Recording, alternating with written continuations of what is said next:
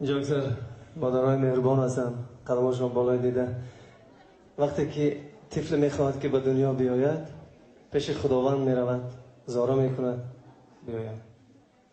سلامت باشید. پیش خداوند میرود، زارا میکند، توالا میکند و میگوید ای پروردگار بزرگ، این من یک جسم کوچک هستم، دستانم کوچک است، جسمم ناتوان است.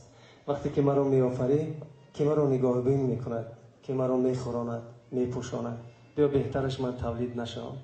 خداوند میگوید تو برو با اون دنیایی که هست کردم، من فرشته را با تو خواهم فرستاد که تو را میخوراند، میپوشاند، تو را خوشبخت میگرداند، بهارش را به تو میده، حسنش را به تو میده، چون گوهره که چشمش تو را نگاه میکند.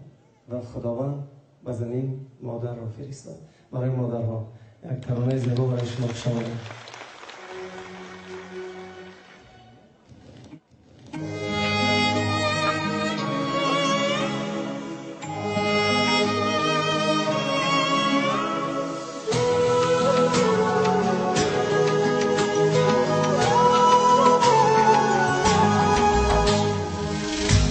ای بهار، ای رنگ و بوی زندگی،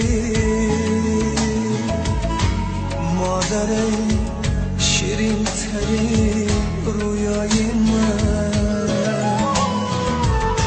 چشمهای خانه مهر خداست، مهربانم خوبی بی همتای من، چشمهای خانه مهر خداست، مهربانم خوبی بی همتای من، خوبی خوبم مادری من، نازنینم مادری من، از تمامی بهترین ها بهترینم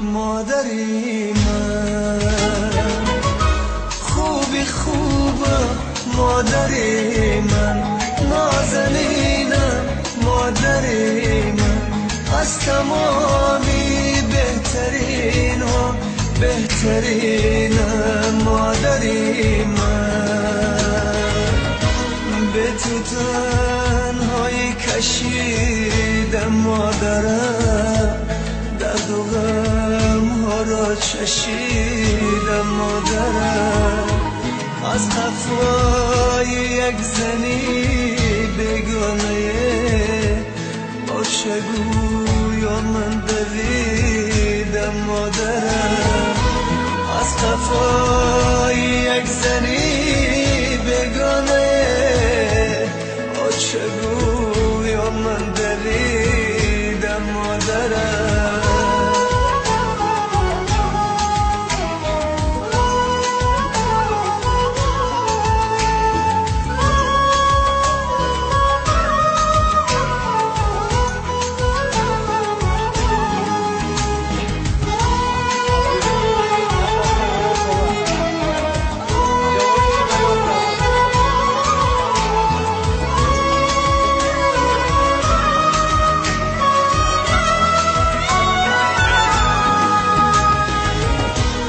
ای ندیده شادی های زندگی، سوختی عمر برای زندگی، بحری بختی ده عزیزت مادرم، سر نهاده پیشی پای زندگی، بحری بختی ده عزیزت مادرم، سر نهاده پیشی پای زندگی،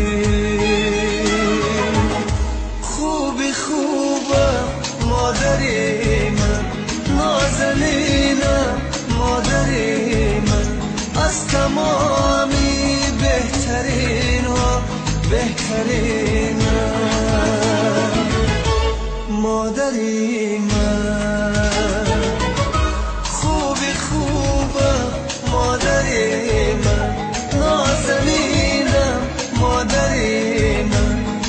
تمامی بهترین و بهترین مادری